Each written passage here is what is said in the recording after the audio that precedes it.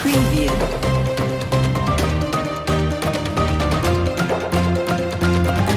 Preview. 네, 최근의 부동산 향방과 트렌드를 알아보는 부동산 이슈 브리핑 시간입니다. 우리 부동산 이슈 브리핑의 히어로 우리 이진호 대표님 모시겠습니다. 안녕하십니까 대표님. 네, 안녕하십니까. 자, 이제 4월의 마지막 주입니다. 네. 지금 뭐 그 부동산의 움직임이 뭐 상승기냐 하락이냐를 놓고 또 갑론을박이 치열한 시점인데요. 그렇죠. 자, 이번 주엔 또 어떤 이슈가 준비가 되어 있나요? 일단은 지금 5월을 앞두고 이제 취임식이 거의 막바지에 왔기 때문에 아직까지 투명하게 나오지 않았던 부동산 공급 대책에 대해서 어떤 기조로 흘러갈까 이거에 대한 의심들이 좀 많이 나와 있고요. 네. 또 그와 반대로 또 자재값들이 많이 올라가고 있어서 전체적으로 시세 상승들이 나타나고 있다. 그것이 어떤 뭐 아파트의 뭐 기본적 거래 때문이 아니라 전체적인 시장 분위기가 약간 반등하는 모습을 보인다. 이게 부동산 시장의 반등의 전조가 아니냐 뭐 이런 기사들로 많이 메워져 있습니다. 네. 자, 금주의 이슈 브리핑은 어떤 내용이 또 준비가 되어 있는지 하나씩 살펴보면서 말씀 들어보도록 하겠습니다. 네, 첫 번째 이슈 브리핑입니다. 건설 자재비 폭등의 공사 현장 시름, 분양 가뭄 심화될 듯이라고 되어 있는데, 자, 러시아 우크라이나 사태 때 예견됐던 맞습니다. 그 많이 원자재값 얘기했었죠. 폭등이 네, 결국 이렇게 문제가 생기네요. 그렇습니다. 철근 콘크리트 연합회들이 파업에 돌입했다고요? 그렇습니다. 일단은 이 공사업자의 자재를 담당하시는 분들 대부분들이 수출로 받아서 수입으로 받아서 갖고 오는 것들인데 공사 현장들이 지금 뭐 이번에 시작하는 것도 있지만 이미 진행 중인 것도 있다는 거죠. 그랬을 때 물량들을 바로바로 조달하는 게 아니라 이제 갖고 와서 쓰고 있는데 추가적으로 조달하는 부분에서 공사 단가 대비 금액이 좀 안 맞는 거죠. 그렇게 되다 보니까 추가적으로 공사비 상승을 가져와야 되는데 보통 전체적인 공사 개념에서 레미콘이라든가 시멘트 이런 부분들은 하청업체 개념들이 많기 때문에 이분들이 조달을 해오는 가격과 실제 쓰이는 가격에 물가 차이가 난다면 손해를 고스란히 이 하청업체에서 지는 그런 구조로 좀 돼 있기 때문에 뭐 적당한 상승이 있었다면 뭐 그렇게 넘어가겠는데 꽤 많은 양의 차이가 나다 보니까 아마도 이런 업체 측에서 근본적으로 이 부분을 짚고 넘어가지 않으면 자기들이 고사하게끔 그런 상황이라 보니까 좀 근본적으로 대책을 좀 세워달라 이런 의견으로서 강하게 지금 어필하는 것이 이제 파업까지 가는 것 같습니다. 네. 이런 파업이 도입되게 되면은 분양 일정에 영향을 미쳐서 결국은 공급 대책에도 도미노로 또 영향을 미치게 될 텐데 그렇습니다. 그럼 결국 분양 가격을 높이는 방법밖에 또 없지 않을까요? 우선은 우리가 이제 예를 들어서 열흘 동안 어떤 일을 한다. 네네. 그러면 열흘 동안에 들어갈 수 있는 그 비용에 대해서는 인건비도 마찬가지지만 재료비도 마찬가지고 사실은 기간이 정해져 있는 만큼만 나가거든요. 근데 이것이 늘어났을 때 과연 무엇이 더 추가가 되느냐. 일단 조달하는 게 내 돈이 아니라 남의 돈이면 네네네. 이자가 또 길어날 그렇죠. 것이고요. 또 인건비 부담도 사실 더 늘어나는 만큼 공사를 더 해야 되는 부분도 있고요. 자재비 같은 경우도 그 사이에 어떤 일이 벌어질지 모르기 때문에 과거에 뭐 태풍이 왔거나 또 지진이 왔거나 이럴 때에도 그런 차질되는 부분에 대한 손해상계들이 많이 나오거든요. 자, 그렇다면 지금 이렇게 약간의 차질이 생긴다 이런 부분들이 지속되거나 반복된다고 하면 사실은 공사 기간이 늘어나는 개념이고 그렇죠. 늘어나는 기간만큼의 지체 상금들이 발생합니다. 사실 이게 뭐 1, 200원 단위가 아니라 조 단위로 사업하는 부분에서는 지체 상금만 해도 몇천억 단위가 나올 수도 있거든요. 그렇게 하다 보니까 과연 이 나중에 손해난 비용들을 어떻게 보상할 거냐. 이 부분은 결국 물건을 팔아서 얻는 수입으로 메꿔야 되는데 네네. 결국 물건을 또 비싸게 팔 수밖에 없는 당연한 귀결로 가는 거죠. 그렇다 보니까 비싸게 사야 되는 수분양자 입장에선 분양했을 때와 잔금 치를 때 가격이 달라질 수 있다는 거예요. 이런 부분들이 리스크로 남게끔 돼 있기 때문에 생각보다 이게 심각하게 갈 수도 있다. 그러다 보니까 지금 분양하면 오히려 사고가 날 수 있기 때문에 이런 것들이 안정화된 상태에서 분양을 해야 되지 않을까. 이래서 분양이 좀 미뤄지는 현상들이 좀 나올 수 있다. 이렇게 판단하는 거죠. 자, 보니까 또 서울에서는 네. 올해 일반 분양이 나오지 않을 가능성도 배제할 수 없다는 이런 또 무서운 얘기가 나오고 있는데 그렇죠. 이렇게 되면 집값은 또 인상될 수밖에 없는 거 아닙니까? 그냥 단순히 산술적으로 봐도 네네. 물건이 제때 안 나오기 때문에 가격이 높아지는데 서울 수도권과 지방을 비교한다면 당연히 토지값, 땅값, 인건비 모든 것이 서울 쪽이 비싸거든요. 게다가 또 땅도 별로 없고 물건 공급량도 많지 않아요. 공급하려는 공급자 입장에서 리스크를 자기가 다 떠안을 필요가 없기 때문에 이 수급 조절을 할 수 있다는 거죠. 그렇게 되면 분양이 다 나오지도 않을 것 같은 그런 문제도 있고 또 하나는 서울에서 공급이 좀 안 된다고 하면 우리가 공급 부족으로 인한 가격 상승을 늘 겪어왔기 때문에 이 부분들이 심리적인 지금 기대 심리가 좀 올라가고 있는 상태에서 그대로 반영이 된다면 사람들 이 사야 되는 무주택자들 입장이라든가 또 규제 완화 때문에 구입하려고 기다렸던 사람 입장에서는 나올 물량이 안 나오기 때문에 있는 물량이라도 빨리 가져가야 된다. 이렇게 되면 물량 대비 수요가 폭발할 수밖에 없어서 당연히 가격 상승이 올 수 있죠. 이런 부분들이 사실은 물건의 가격 가치를 객관적으로 따져서 올라가는 가격이 아니라 전체적인 수급 상황과 사정 변경에 의해서 가격이 뛸 수밖에 없는 그런 뭐 이렇게 짜여진 틀로 간다. 뭐 이렇게 또 볼 수 있기 때문에 주의를 해야 될 입장인 거죠.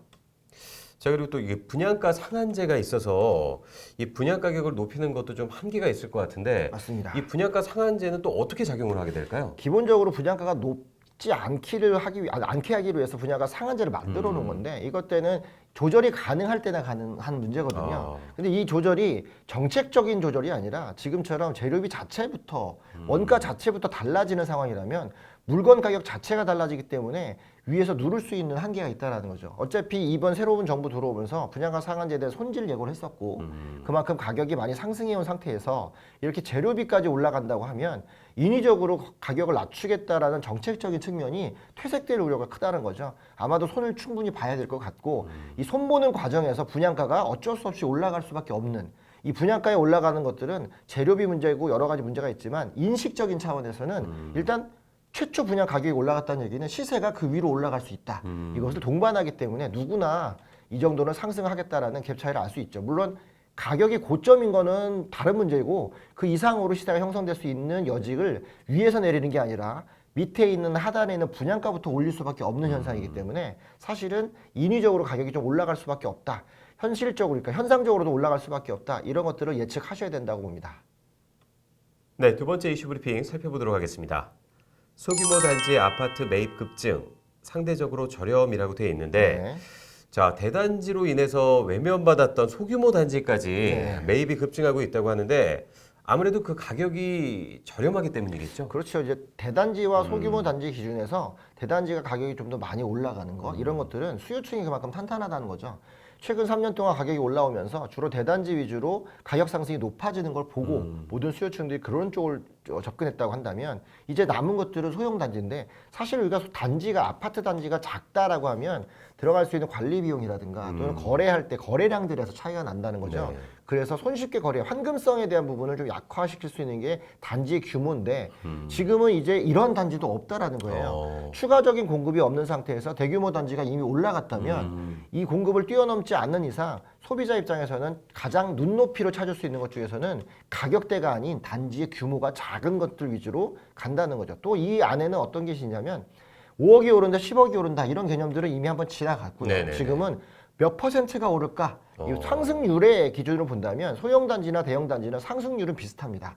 상승한 금액의 차이가 단가 때문에 차이가 나는 것뿐이죠. 그러다 보니까 이제 상승률 쪽으로 주목한다면 10%, 20% 상승한다는 것들은 대형 단지나 소형 단지나 상승하기 마찬가지다.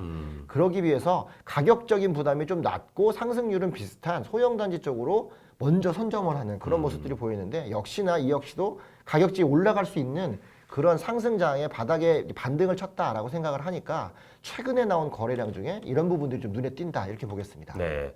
자, 이런 비슷한 양상을 그 공시 가격 1억 이하의 아파트들이 씨가 많은 상황에서도 찾아볼 수가 있는데요. 네. 결국 이것도 가격이 오를 수밖에 없겠네요. 맞습니다. 이제 지금 어느 정도 층을 우리가 이제 중간 계층이라고 하는 것들이 이미 가격이 많이 올라갔고 사실은 이제 3억 미만 아파트 보기가 좀 어려운 상태인데 그렇죠. 3억과 6억 사이가 올라갔다는 얘기는 전체적으로 신규 공급 3억, 6억을 대체할 수 있는 새로운 물량이 나오지 않는 한 이미 한번 물가 상승률 이상으로 올라간 거기 때문에 추격 매수하시는 분들 입장에서 자금 여력이 부족하다면 대출이 조금 완화되는 시점에서는 쉽게 접근할 수 있는 게 이런 소형 단지다. 그래서 그런 물건들도 같이 없어지는 거죠. 자, 우리가 1억 미만의 단지에서는 취득세 문제 때문이라도 먼저 법인들이나 이런 사람들이 달려들었다면 그렇죠. 지금은 오히려 취득세를 더 낼 수도 있는데 기대감들이 앞으로 규제가 완화될 것이라는 기대감을 또 갖고 있으니까 또 다주택자에 대한 소형 물건에 대해서 주택수에서 배제한다라는 그런 얘기들도 지금 나오고 있는 상태다 보니까 이참에 빨리 작은 거라도 잡아놔야 된다. 이렇게 판단하고 선점하는 어떤 수요층들이 충분히 있다. 이런 것들이 지금 이 현상들로 나타나고 있다고 보겠습니다. 네. 자, 그럼 그 상대적으로 매매 비중이 10% 이하로 떨어진 대단지 같은 경우는 가격이 더 저렴해질까요? 아니면 소규모 단지로 인해 가격 탄력을 받아서 더 상승할 수밖에 없게 되는 건지. 자, 예전에는 우리가 소유층들을 하나의 뭉태기로 본다면 그 네네. 뭉태기 안에서 한쪽으로 몰리면 나머지가 좀 배제되는 그런 효과가 있는데 코로나 이후로 달라진 현상들은 대형에 대한 수요층들이 충분히 생겼다는 거예요. 그래서 사실은 소형이 많이 몰리면 대형이 좀 떨어지든가 이런 것들의 어떤 비중 조절이 있어야 되는데 요즘은 소형은 금액을 접근할 수 없는 사람들이 거기에 몰두하고 있고 아. 중형은 다주택자들이 몰두하고 있고 대형은 똘똘한 한 채만 추구하는 돈이 좀 있으면서도 소득 수준이 좀 덜하지만 하나를 끝까지 갖고 가겠다라고 하는 그런 특징들이 나눠진다는 거예요. 그래서 중형, 대형, 소형의 수요층들이 명확하게 자기 입장 차이를 보이고 있어서 지금 현상으로 제가 개인적으로 판단하기에는 대형의 수요는 오히려 더 늘어나는 게 맞고요. 중형에서 이 다주택자들이 어떤 걸 포기하고 어떤 걸 더 담을지 뭐 이런 부분들 변동이 좀 있을 것 같아서 중형과 소형 사이에서 약간의 변동은 있을 수 있지만 대형은 오히려 더 탄탄하게 입지를 좀 구축해 주지 않을까. 실제 지금 대형 아파트 공급이 있는 데가 많지 않는데 대표적으로 대형 아파트 공급이 마지막에 좀 많았던 마곡지구로 본다면 마곡에서는 40평대 물건이 좀 귀하거든요. 그러니까 귀하다기보다 다른 지역에 비해서 좀 많은 거거든요. 하지만 마곡의 40평대도 지금 올라가고 있는 현상을 보면 확실히 40평대를 대형 평수를 구하려고 하는 사람들의 이미지도 이미 형성이 돼 있다. 그래서 옛날처럼 비중 조절보다는 확고히 자기 위치를 갖고 가고 있다. 오히려 그래서 개별적으로 더 각자 상승한다. 이렇게 좀 판단하시면 좋을 것 같습니다. 결국은 그 몰두하는 밀집층이 다를 뿐이지. 그렇죠. 완벽히 나눠졌다고 봐야 되겠죠, 이제는. 자, 세 번째 이슈 브리핑 살펴보도록 하겠습니다. 신중, 윤 정부의 부동산 정책, 공급 물량 추계 수준 그치나라고 돼 있는데 네. 자, 윤 당선인이 공약으로 내세웠던 250만 가구 공급을 구체화하려는 것 같은데 네. 이게 현실적으로 어디까지 가능한 걸까요? 이게 이제 우리가 어떤 물량을 공급한다고 할 때 가장 중요한 건 몇만 호 뭐 이런 게 사실 중요하지는 않아요. 어디를 공급하는 게 어디가 중요한 그렇죠. 거죠. 어디다 네네. 어떻게 넣느냐. 예를 들어서 뭐 200만 호를 공급하는데 뭐 제주도 뭐 아니면 해남 이런 데도 공급한다. 그러면 너무나 동떨어져 있기 때문에 감이 안 오는데 1000호를 그러니까 1000가구를 분양한다고 했을 때 그걸 용산에다 한다. 이러면 또 파급 효과가 달라지는 거거든요. 물량의 문제가 아니라 위치의 문제인데 입지의 문제인데 지금 이 입지를 잘못 건들면 가격이 지금 많이 흔들릴 가능성이 있고 우리가 이제 선거를 전후로 해서 공약들을 많이 내세웠지만 이 공약들이 사실상 입지에 초점 맞춘 공약들이 많다는 거예요. 재건축, 일기 신도시 또 무슨 뭐 이런 것들을 그러다 보니까 사람들이 좋은 입지에서는 확실히 가격이 오르겠다 이런 마음을 갖고 있는 상태에서 다시 어떤 입지를 건드는 공급 문제를 이제 갖고 온다면 지금 상황에서는 가격이 또 올라갈 수 있어서 정부가 출범하기 전에 굉장히 위험한스러운 상황들이 있다. 그래서 아마도 250만 호라는 물량에 대한 거에 더 초점을 맞춰서 얼마만큼을 공급하겠다만 지금 건드는 수준 같습니다. 그래서 오히려 불만이 그건 알겠는데 도대체 어디냐? 이 어디가 없기 때문에 이게 좀 애매하다. 혹자들은 또 야 이것도 또 그냥 이렇게 그치는 게 아니냐 이렇게 불만의 목소리가 지금 같이 나오고 있다 이렇게 보겠습니다. 네.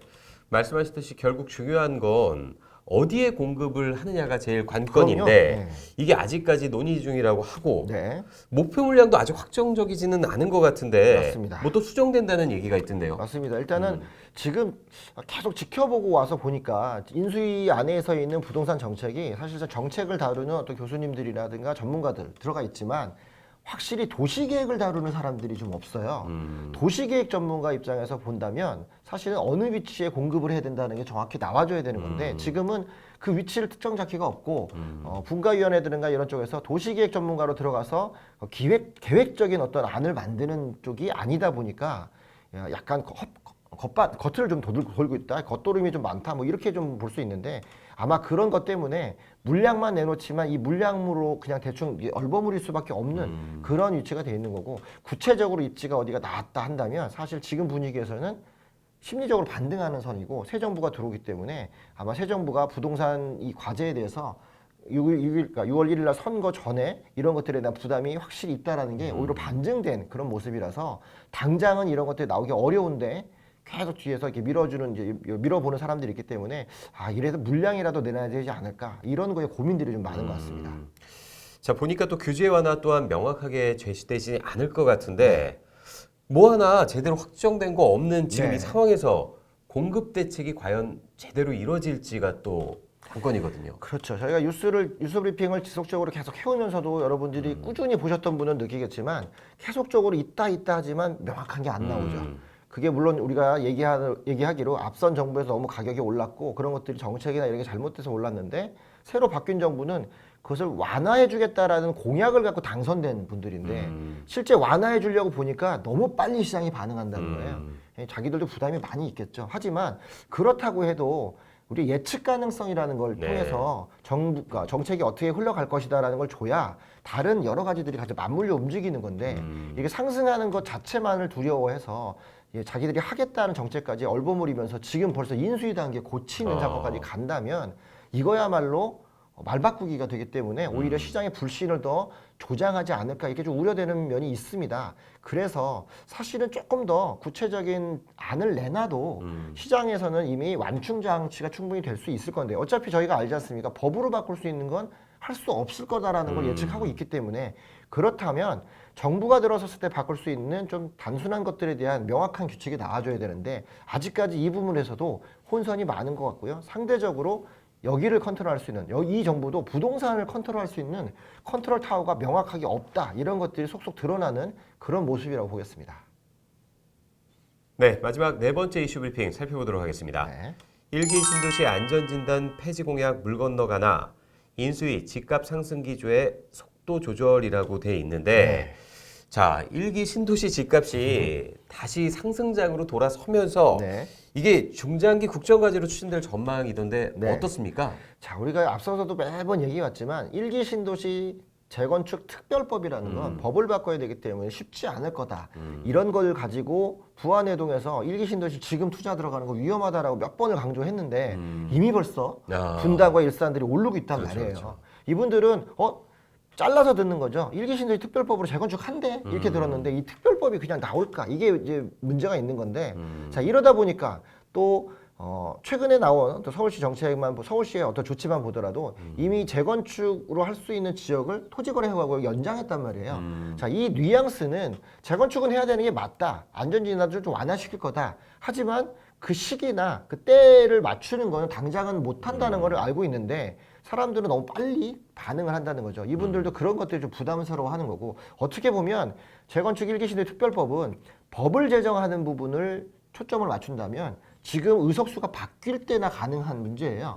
그러면 사실 2년 뒤나 가능한 문제고 이분들 입장에서는 2년 뒤까지 2년을 내다보고 그 사이에 뭔가 마스터 플랜을 좀 만들어 가겠다라는 취지인데 분명히 이 선거적인 측면이 있겠죠. 3월 9일 대선할 때 어쨌든 표를 얻어야 되기 때문에 그냥 일단은 뒤는 생각 안 하고 일단 특별법 제정하면 되지 뭐 이렇게 얘기해 놓은 건데 거기에 반응했다. 이렇게 볼 수도 있고요. 또 한 가지 본다면 이런 것들 때문이라도 사실은 내놓은 공약들이 지금 다 들어가고 있어서 앞서 말씀드린 것처럼 사람들이 뭐야 진짜 빌공짜 공약이야? 우리 뭐 표를 얻기 위해서 그냥 떠본 거 아니야? 이런 얘기까지 나올 정도로 좀 분위기는 좀 심각해지고 있는 상태입니다. 자 그런데 어쨌든 여러분들이 정책을 볼 때 좀 알아야 되는 게 이게 누구 탓이냐? 정부 탓이라고 몰아보기엔 좀 그래요. 우리가 부동산을 항상 보면 모든 것들이 오늘 한다고 해서 내일 바로 되지 않거든요. 이런 것들을 뉴스를 통해서 계속 훈련되신 분들은 아 이게 될까? 이거 안 될 것 같은데? 이런 느낌들을 갖고 있는데 너무 바람만 불어서 가는 쪽에 가다 보면 지금처럼 이렇게 말이 바꿨을 때 당황스러운 모습들을 연출할 수밖에 없다. 분명히 말씀드리지만 법을 바꿀 수 있는 것들을 이 정부 내에서 2년 동안 웬만해서는 하기가 좀 어렵습니다. 최근에 나오는 여러 가지 뉴스들만 봐도 쉽지가 않으니까 그러다 보니까 괜히 말장난 같은 걸로 해서 집값이 오르는 것에 역풍을 맞을까봐 네. 속도 조절을 하겠다라는 신중한 의견을 지금 내놓고 있다 이렇게 보겠습니다. 네. 이게 또 충분한 검토와 논의를 거친다고는 하는데 네.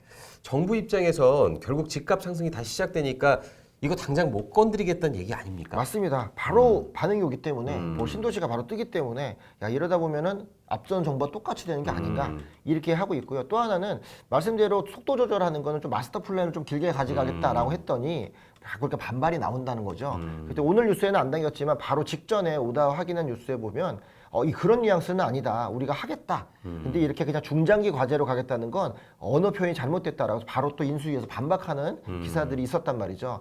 결국은 이런 혼선들이 시장에 네네. 자꾸 불신을 준다는 거예요. 하지만 맹철한 눈으로, 매의 눈으로 여러분들이 살펴보신다면 중장기 과제든 단기 과제든 사실 이렇게 어느 지역, 어느 신도시를 하나 발표할 때도 3기 신도시를 지금 하는데도 7, 8년씩 걸리는 문제인데 1기 신도시를 재건축을 하겠다? 그러면 어떻게 하겠다라는 게 나와줘야 되기 때문에 사실 제가 보기엔 이 정부 내에서 그걸 할 수 있을 거라는 생각은 좀 접고 길게 보셔야 되지 않을까 싶어요.